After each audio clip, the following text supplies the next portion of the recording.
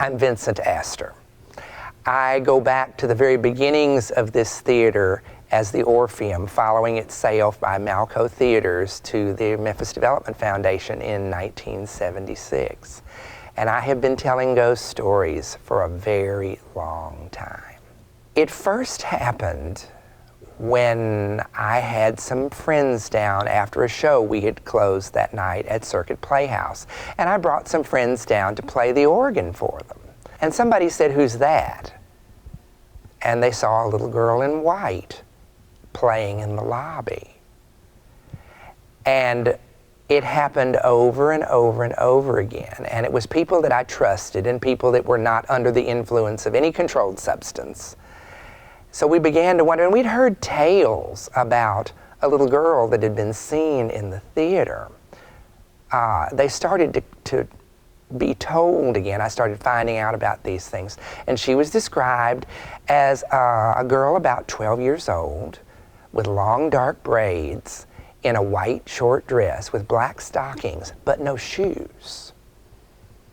And we figured the reason for that is that she wasn't buried with shoes on, because shoes were expensive.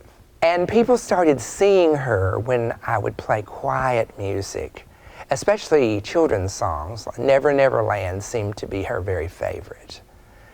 And she'd been seen here, there, and yonder, but most often in the Grand Loge on the north side, the third row, the seat closest to the railing, which in those days was row C, seat 5, on the north side of the mezzanine.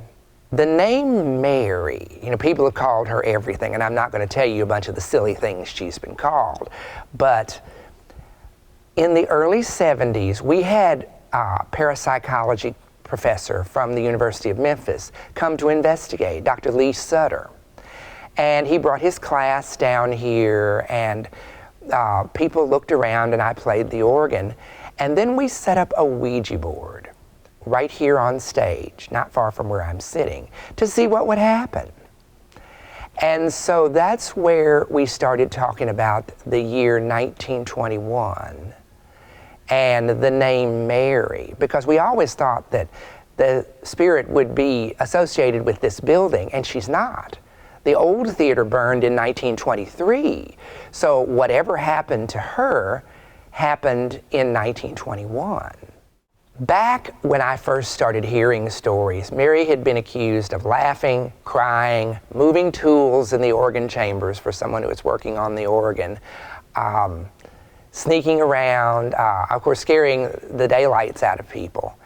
I had a person one down here who had nerves of steel and was relamping the dome for me, which is a bit treacherous. And he didn't believe in ghosts, and I was playing the organ before we got started, and he and Mary were playing hide and go seek around the post up here in the loge. Buddy Kirtland told me the story about the tools being moved around by someone who wasn't there because he was all alone in the organ chamber. And an usher, whose name I've never can remember, told me one night at a show, he was all grown now, how he was ushering at the Malco. And so the mezzanine was closed because the main floor is so big. They only opened upstairs when they was really, really busy. And he saw this little girl sitting up in the mezzanine and went up the back stairs in the loge to tell her to come downstairs. He didn't find the little girl, he found a young woman who had walked up there and was eating her lunch while she was watching the movie. And they fell in love. And it was all Mary's doing. Back in the 80s, the exit doors were all original to the theater. And so we had bars across them to keep people from coming in. And one night, Stanley had barred all the exit doors. And on one side of the house, he was on this side, and on the other side, he heard one go, clank. And he went over there, and they heard the one he had just left go, clank. He left. I think the very first production of Annie that came through here, and the girl playing Annie was she's a woman now, named Roseanne Sorrentino. There's a scene when Annie escapes from the orphanage in the big laundry basket. And she was in the laundry basket, and someone spoke to her one night in the laundry basket that she thinks was Mary. There are as many as 7 different feelings or spirits or something that have been told to me by other people that are in this theater. Mary is the most famous. There is another male spirit that is white and luminous, that is always all the way across the room, or at least when I first heard about it, was all the way across the room, and it was conjectured that he was a guide that was going to take her across. And some people have called him David. That's the only name I've ever heard.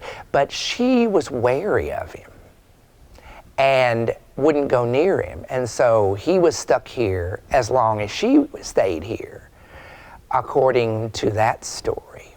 There's a very unhappy woman in the balcony, in the foyer. And she was named by one of the people that visited here, said that her name was Eleanor and that she died in the 30s and was jilted and just very, very unhappy. The bad experience that I had way, way back before I knew about any of this was that weird, cold feeling. It feels like you just put your hand into a tub full of raw liver. Can you imagine that? It's slick and it's cold and it's eerie. And it happened to me in the balcony. And I bolted, and I think now that that was Eleanor, or the spirit that's called Eleanor, and she's very, very unhappy. And people that run across her, have this unhappy, icky feeling. It's not malevolent, like she's going to make something happen or she's going to get you or something. It's just this real, I don't want to be here. And she, for some reason, can't leave either. Anything that is manifested in this theater has usually been seen when it was quiet, like we are now. And sometimes, most of the time, when people are not looking very hard. If someone comes to the theater, if they feel a sort of a strange, icky feeling in the balcony, just move away. If they see a little girl in white on the mezzanine, just wonder, because all she's doing is watching the show. And it's very special if you see the little girl in white, because she can be very shy and she doesn't turn up on cue.